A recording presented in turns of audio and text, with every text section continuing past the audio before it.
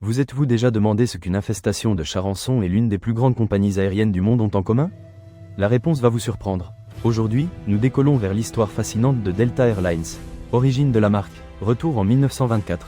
Dans la ville poussiéreuse de Macon, en Géorgie, un pilote audacieux nommé Colette Woolman a eu une idée.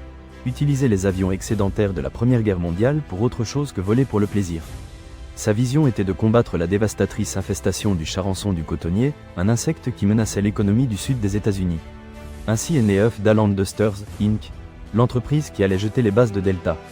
Premières années, imaginez la scène, des biplans pulvérisant des pesticides sur des champs de coton, un spectacle insolite et, pour de nombreux agriculteurs, une planche de salut. Woolman, un leader charismatique et visionnaire, ne comprenait pas seulement les avions, mais aussi les besoins des gens. Mais le commerce de la pulvérisation était saisonnier et risqué. Les marges étaient faibles et la concurrence féroce. En 1928, la compagnie a déménagé à Monroe, en Louisiane, à la recherche de meilleures conditions. Ce fut un moment décisif. Woolman et ses associés, entrevoyant un avenir au-delà des pesticides, ont acheté les actifs de Hufdalland Dusters. En 1929, ils ont adopté un nouveau nom, Delta Air Service, en l'honneur du delta du Mississippi. La même année, Delta a fait son premier grand pas. Le 17 juin 1929, elle a effectué son premier vol de passagers de Dallas, au Texas, à Jackson, dans le Mississippi, via Shreveport et Monroe, en Louisiane. Ils utilisaient des avions Travel Air 6000, des cabines fermées pouvant accueillir 5 passagers plus le pilote. L'avenir était arrivé, mais la Grande Dépression a frappé de plein fouet. Delta a lutté pour survivre, s'accrochant aux routes postales et aux contrats gouvernementaux. C'était une époque d'austérité, d'ingéniosité et de pure détermination. Croissance et expansion. La Seconde Guerre mondiale a apporté un nouveau chapitre.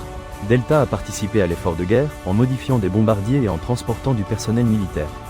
À la fin de la guerre, la demande de vols commerciaux a explosé. Delta a su profiter de l'occasion. La décennie 1950 a été une époque de modernisation. Delta a incorporé des avions plus grands et plus rapides, comme le Douglas DC-6 et le Convair 340. En 1953, elle a été la première compagnie aérienne à offrir des vols sans escale entre New York et Houston. Dans les années 60, Delta a embrassé l'ère du jet avec l'arrivée du Douglas DC-8 et du Convair 880. Le logo, un widget triangulaire, est devenu synonyme d'innovation et de service de qualité. Delta s'est étendu à de nouvelles routes, y compris des vols internationaux vers les Caraïbes et l'Europe. La déréglementation de l'industrie aérienne en 1978 a représenté un défi et une opportunité.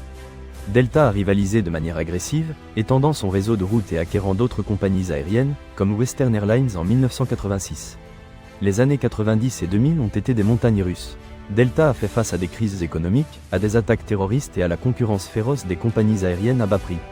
En 2005, elle s'est déclarée en faillite, mais a réussi à se restructurer et à émerger comme une compagnie plus forte et plus efficace. Aujourd'hui, Delta Airlines est l'une des compagnies aériennes les plus grandes et les plus respectées au monde. Elle exploite une flotte moderne d'avions, vole vers des centaines de destinations à travers le monde et transporte des millions de passagers chaque année. Son programme de fidélisation, SkyMiles, est l'un des plus populaires du secteur. Mythe ou légende de la marque. Et voici la partie juteuse. Avez-vous entendu parler du vol 191 de Delta? Le 2 août 1985, un Lockheed L101 un TriStar qui volait de Fort Lauderdale à Dallas s'est écrasé à l'atterrissage à l'aéroport international de Dallas-Fort Worth. 137 personnes sont mortes. La tragédie a déclenché une série de théories conspirationnistes. Certains ont affirmé que l'avion avait été frappé par la foudre, d'autres qu'il avait subi une défaillance mécanique. Mais la légende urbaine la plus persistante suggère que le vol 191 a été victime d'une micro-rafale, un phénomène météorologique extrêmement dangereux et difficile à prévoir. Bien que l'enquête officielle ait attribué l'accident à une erreur du pilote en ne reconnaissant pas la micro-rafale, la controverse persiste jusqu'à nos jours. Certains experts estiment que la technologie de l'époque n'était pas suffisamment avane.